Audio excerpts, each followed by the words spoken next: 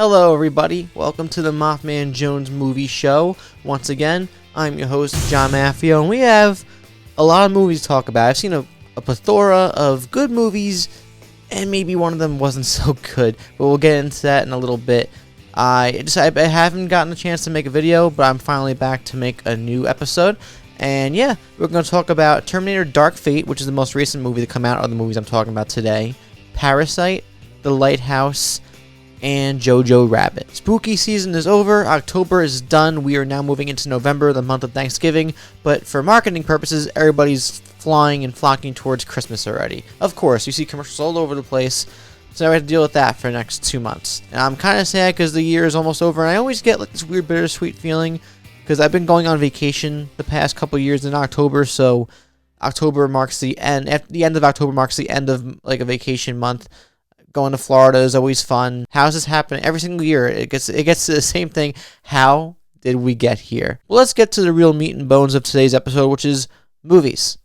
Big movies, smaller movies, indie movies, blockbuster movies. Got a little bit of everything here. A couple of Oscar contenders, maybe.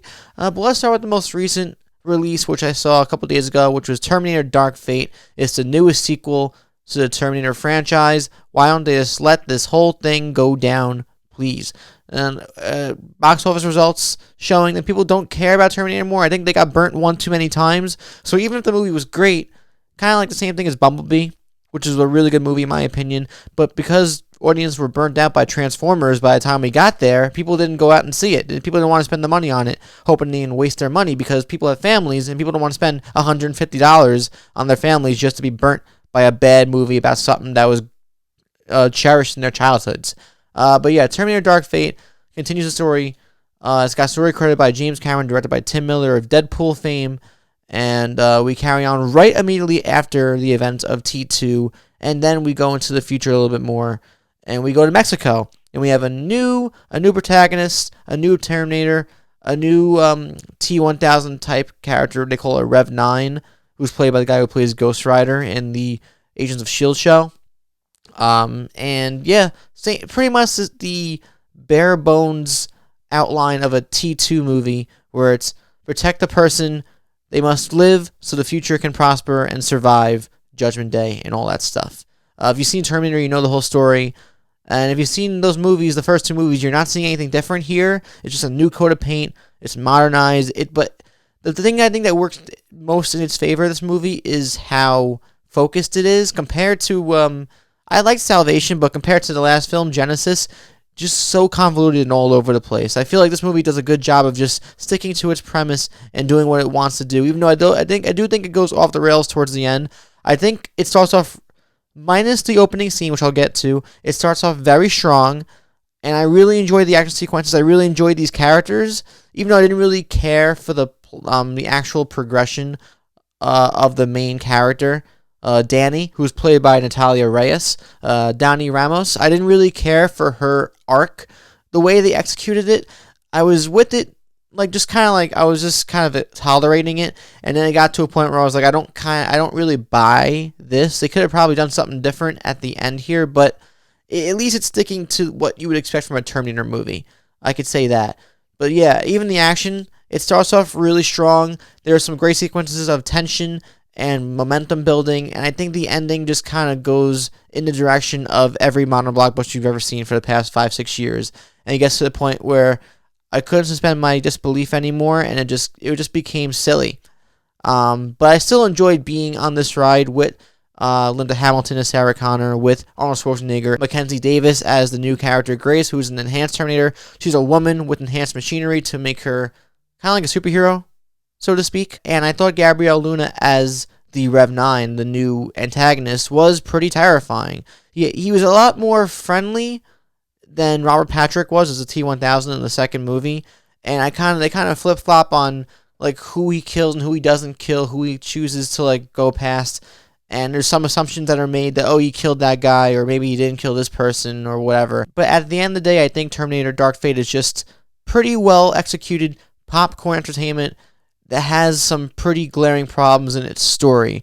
And it all revolves around the opening scene of this movie. From a special effects perspective, it's incredible. But then it does something that I watched it happen. I was bamboozled, and I was like, okay, obviously they have some kind of reason to do something like this. James Cameron produced the film, right? And he had more involvement than he did in Genesis, as he said, like, so they brought him out to say good things about Genesis. But anyway, I'm digressing. So I thought maybe there was a real solid purpose for them doing what they did story-wise at the beginning of this movie. And I never really bought into what they were selling with the rest of the movie in revolving to why they had to make what happened. And it just makes the movie less enjoyable for me overall. I could forget about that scene and just watch the movie for the most part, and just I can interpret things in a different way with Sarah Connor's character. But I'm going to pretend here and choose to believe that T2 was the actual ending of this whole franchise. Because I enjoyed Salvation, I hate Genesis, and I'm kind of indifferent towards this movie, which I'd rather feel one way or the other. I hate feeling indifferent towards movies because I just forget about them. But it's not a bad time in the theater. I think if you enjoy Terminator movies, you'll enjoy this one. It's worth seeing in theaters. I just don't know how people are going to feel about that opening scene, because you're either going to buy it or you're not. And I was shocked, but then I was intrigued because I was thinking that there was a reason why they did it, and I didn't see the reason why. There was no clarification there at all. I don't think it served the proper purpose the way that the filmmakers thought that it would for audiences.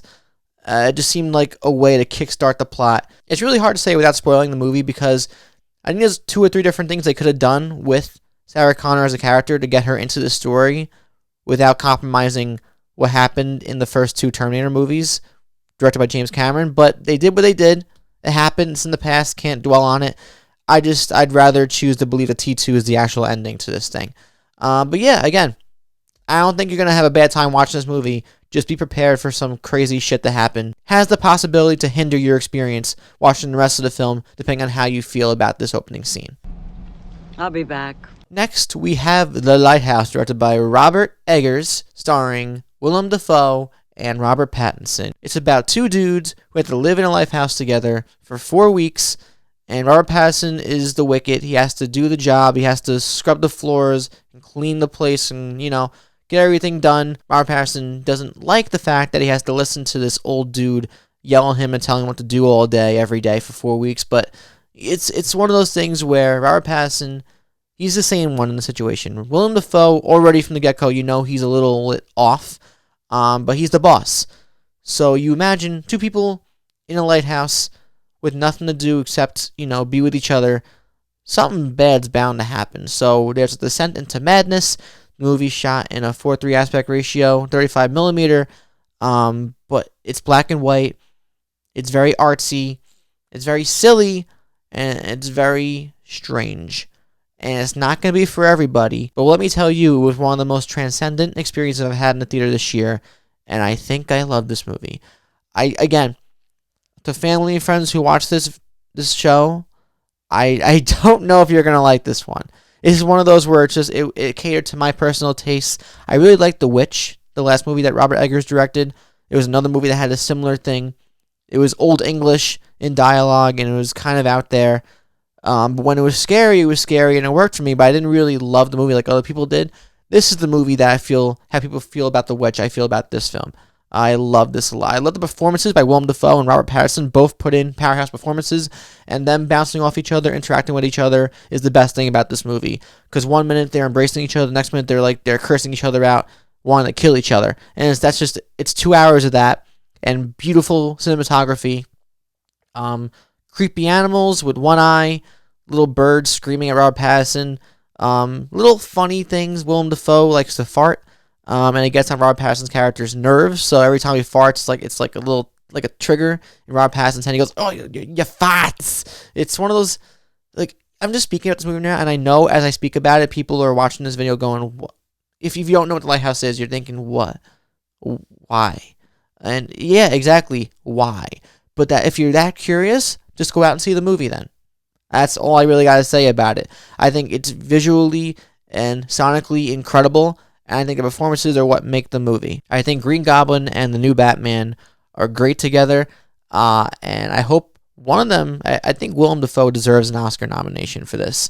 He puts in some of the best work I've seen from him.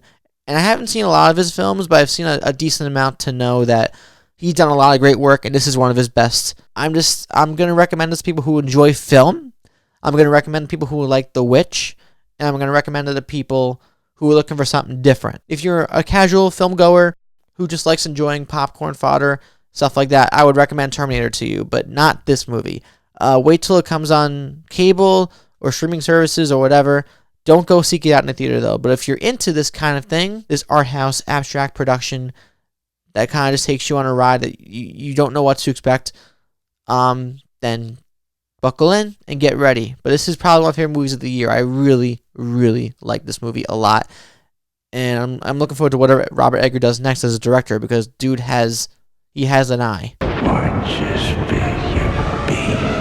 Next, we have Jojo Rabbit, directed by Taika Waititi, director of Thor Ragnarok and What We Do in the Shadows. And it's a satire, it's a comedy, it's a drama, actually. It's got a lot going on for it. But the moment I explain the plot to anybody, like my mother and father, they look at me like, does our son like Hitler now? What people are talking about is that Taika Waititi, director of the movie, plays Hitler. And he's the imaginary friend of a young German boy during World War II who fantasized about being the best Nazi in all of Germany. He wants to grow up to be a big Nazi, but Scarlett Johansson is his mother, and his mom doesn't advocate for this at all. She knows that this direction is wrong, and she's trying to teach her son the right way to live. She's actually, she's hiding and helping Jewish people where she can, and she brings in a young Jewish girl, kind of like an Anne Frank situation, to hide in their house. And over the course of the movie, in a really sweet coming-of-age tale, this young German boy learns what is right and what is wrong in this world at this moment, and that maybe Jewish people aren't so bad, and that his imaginary friend Hitler is actually probably the worst thing he could probably have. Really great coming-of-age story, not to spoil anything. This movie is enjoyable. I was laughing quite a lot, but I enjoy Taika Waititi's humor. And then it gets really dramatic. And there's a moment in this movie where I actually gasped, and I never gasp in movies. But I wasn't expecting what happened to happen. It was a turning point for the movie for me, where I realized that it wasn't just a fun, enjoyable movie, but it became something more, to the point where I actually came out loving it by the time it was over. It's a World War II movie about everything that was happening during World War II with Nazis and concentration camps and Jewish people and genocide and that whole thing. And I should have expected this movie to do more than just be funny. I underestimated Taika Waititi. I know he's done really good things as a director and as a storyteller, but I underestimated his directing skills here, and I thought it was just going to be some fun jab, like, haha, Nazis were really stupid back in the 1940s, right? No, there's a lot more going on here, and I really appreciated what he did in this movie, and I can't talk about it without spoiling the movie. Oddly enough, this is one of the better feel-good movies of 2019. I think it's an important movie to watch, given the climate of our world today. It actually it's one of those movies, again, where it doesn't intend to, but also in a way, I guess it does, mirror the world today. And it kind of brings a different perspective. And the initial idea of a little German kid having Hitler as an imaginary friend sounds very wrong, but the actual movie, the content, and the context of the film makes it worth a watch to everybody. It might be one of my favorites, too, when it comes down to the end of the year. But I loved all the performances in this movie. I think Taika Waititi does his thing. I mean, he doesn't really put on an accent, and he doesn't need to, because it's not the point of his character. I really liked the young kid who played the main character. I liked Scarlett Johansson. It's one of her best performances in a year where she has another great performance in Marriage Story, which is coming out in theaters now and later in Netflix this year. But she's very charming, very witty, very jazzy, and she really kind of takes you for a ride, and she makes you smile in this movie, and she really brings the gravitas to her performance. I like the actress who played the young Jewish girl. I love Sam Rockwell. Rebel Wilson does Rebel Wilson, but she's not annoying in this movie. But everybody, even Stephen Merchant has a little role in this, I think was great. Everybody has a great little moment to have fun in the sun of this film, and I highly recommend this one when it comes to theaters. Go see Jojo Rabbit. And finally, we have Parasite, directed by Bong Joon-ho, who has directed some really solid films like The Host, Okja, and my personal favorite, Snowpiercer. And the story is about a lower-class family that's living in a semi-basement apartment, and they're they're really struggling to get by day to day. And one of the older son in the family gets the opportunity to tutor a very rich upper class family in this really beautiful house nearby, and somehow, because this whole family is a family full of con artists, they kind of all find their way into working under this family and almost in a way living in this rich family's home and taking advantage of those circumstances. And that's all I can really say about the movie. That's really it. I saw plenty of reviews for this before I watched the movie, and I sought this out in New York City theaters because I saw so many reviews from people that I respect and love that you don't want to hear anything about it, don't want to hear a peep. Just go and watch the movie, and it's a wild ride. And I trusted them because Bong Joon-ho has made some ridiculously batshit crazy movies that have worked in their own little way. Okja is on Netflix, and this is a weird movie about this weird creature that looks like an elephant that poops little circles, and it's got Jake Gyllenhaal playing an anime character, and it's insane. But I enjoyed it for what it was. I didn't love this movie the way other people do, and I'll get that right off the bat. But I do really appreciate the storytelling here, where literally every so often you'll get a nugget, you'll get a little piece of information about a couple characters, or the house itself, or the story of the motivations of certain characters, and it just adds to the deepening layers of this entire film, where by the end of the film, you're struck by all these waves of emotions because you've taken this journey and learned so much about everything going on. And it really works. But it's not a movie that I would be quick to revisit right away, but if it gets all the acclaim, and it gets awards, and it gets a lot of attention come Oscar season, I wouldn't be surprised, and nobody should be surprised, because it's probably Bong Joon-ho's best movie, next to Snowpiercer for me. It's a really well-written screenplay and a really well-realized direction. It's also a foreign movie, so there's a couple moments where there's English involved, but for the most part, it's 95% subtitles and 95% Korean. So you're watching this movie with subtitles, and you're reading the dialogue, and it's one of those movies, though, where it could be a fault to be reading the subtitles the entire movie and not having the time to really focus on what's happening on the actual screen with people's emotions and faces and revelations and all that. But in my opinion, kind of weird to say, but roll with me for a second, it's one of those films where you kind of forget you're reading subtitles because you're so engrossed in what's going on in the entire film that you're just kind of like, you feel like it's part of the movie reading the subtitles. If you know what I mean. If you've ever seen a foreign movie and you've read the subtitles, but you've been so engaged in the dialogue and the story that you don't even care. It's kind of like, in Inglourious Bastards, when you have Daniel Bruhl and the woman who owns the movie theater, and they're having conversations with each other, and you kind of just really, you forget that you're reading dialogue, and you're just watching two characters interact with each other, so on and so forth. I felt the same way about this, because even when things are happening, really big things are happening, you can still feel the impact of said moments, but then when characters are talking to each other, it didn't bother me at all. It took me about 5 minutes to adjust to the fact that I had to read subtitles for whatever. It's a little over 2 hours long, the movie. But yeah, I can't really talk about the details of this, because the details are what make the movie. The details are what you're craving when you're watching the film, because you just want to learn more. For me, it's a really juicy medium burger with fries. It's just an example. I have plenty of dishes, but that's my favorite.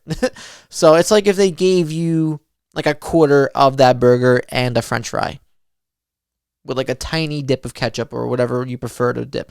And it's like, okay, I really enjoyed that. Can you give me more, please? And slowly the waiter will come over and give you more of that burger and a few extra fries until you have like the full meal. But yeah, I'm not going to say anything else about the film. I know it's playing in one theater on Staten Island right now, in a Regal theater. It's playing in some theaters in New York City. I'm not sure if it's playing locally forever. Anybody who's watching this in other states or other parts of the world, I don't know where it's playing for you, but whenever it comes out to a theater near you, definitely seek this out. I can't recommend this to everybody, but it's kind of like the Lighthouse. If you're a fan of something different and you like movies that have something to say about the world and like to parallel what's going on with, actual history that's in the making as we speak, it is going to inspire a lot of conversation once you understand what the movie's actually about. And that is it. thank you again for sticking. If you stuck around for the entire video, thank you for sticking around and watching all the reviews. Or if you skipped around, whatever you did, thank you for taking the time to watch a part or all of this video. I really appreciate it. If you enjoyed any of the movies, if you've seen any of the movies, please talk about any of them down below. What do you think of these 4 movies that we discussed today? Do you agree with me about the beginning of Terminator Dark Fate? Do you agree with me about Lighthouse and Jojo Rabbit and Parasite? Let's have a conversation down below.